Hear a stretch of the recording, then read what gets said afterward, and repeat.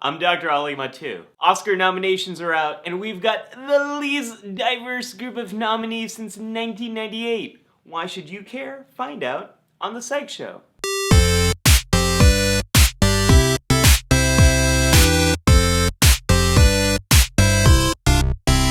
Every 2015 Oscar-nominated actor is white. Every director and writer nominated is male. Most of the hashtag #OscarSoWhite controversy has focused on who's in the Academy and how the organization works. Guardians of the Galaxy director James Gunn summarized it nicely when he said, "Apparently 93% of the Academy voters are white, 76% of them are male, and 0% of them are made of Legos." Seriously, Academy? You snubbed the Lego Movie? I've been recommending that to every family I work with because it helps parents connect with their children. Want to know how many times I've recommended How to Train Your Dragon 2? 0! The nominations are a part of a larger problem with how Hollywood works, who gets hired to create content, and who ends up starring in it. The thing I want to talk to you about is why diversity in media matters.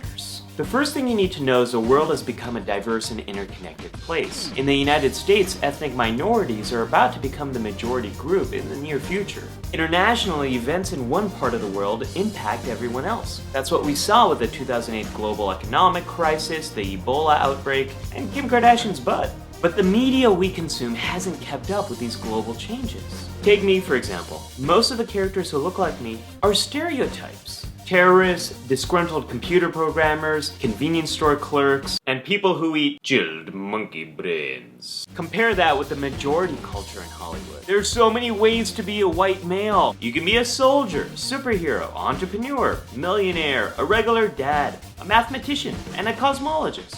Actually, Alan Turing and Stephen Hawking's stories are pretty cool and highlight aspects of diversity that we usually don't see on the big screen. If you're a woman, Hollywood doesn't really have much for you to do except help other men and fit into a very specific type of body. One that's impossible for 90% of the population to achieve. When you think about gender, ethnicity, religion, socioeconomic status, sexual orientation, language, age, and disability, it's clear that there are lots of ways to be human. In some situations you can be privileged and in others a minority. But Hollywood ignores these nuances and gives us the same stereotype characters. That's bad for everyone. Why?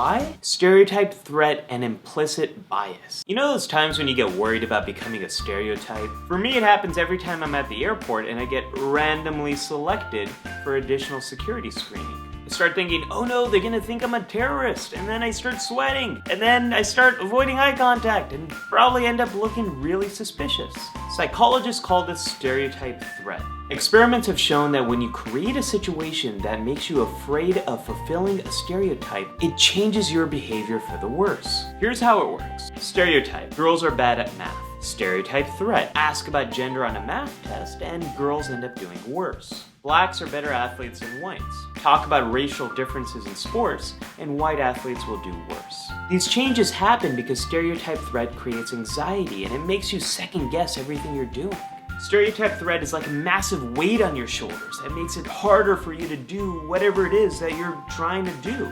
Most of the minority characters we see in Hollywood are based on stereotypes and end up increasing stereotype threat. They also contribute to something called implicit bias. Think of implicit bias as unconscious prejudice. It's an idea that started in 1995 when a couple of psychologists created the implicit association test. Since then, over 4.5 million people have taken this test, and we now know that most everyone has some type of prejudice, isn't aware of it, and it influences everything we do, from who we hire to the people we hang out with at a Super Bowl party. If stereotype threat is a weight on your shoulders, then implicit bias are the walls that are created around you that keep you from achieving your full potential. Here's how they work together. We don't have a lot of women in engineering because most science classes are male-focused, and women who do enter the field are pushed out by hostile work environments. It's hard for NFL players to come out as gay because once they do, they're labeled as a gay football player, which could decrease their performance, and then teams might be less likely to pick them up during the NFL draft. Black men are likely to become anxious around police officers, and police officers are pretty likely to see these individuals as threatening. If you're a religious minority running for political office, you'll probably stumble on questions relating to your religion and might even experience discrimination from your own political party. Remember what I said about the world becoming a more diverse place? Well, this is a good thing because society works best when people from different backgrounds come together to work on shared goals. But stereotypes limit society and limit our ability to work together. If you don't believe me, then you need to take a closer look at what happened in 2014. It turns out there's an easy way around all this mess. Counter stereotypes. Seeing examples of people defy stereotypes reduces all of these biases. This is why diversity in media is so important. Diverse representation expands opportunities for everyone in society. This is exactly why we've had a monumental shift in gay rights over the last couple of decades.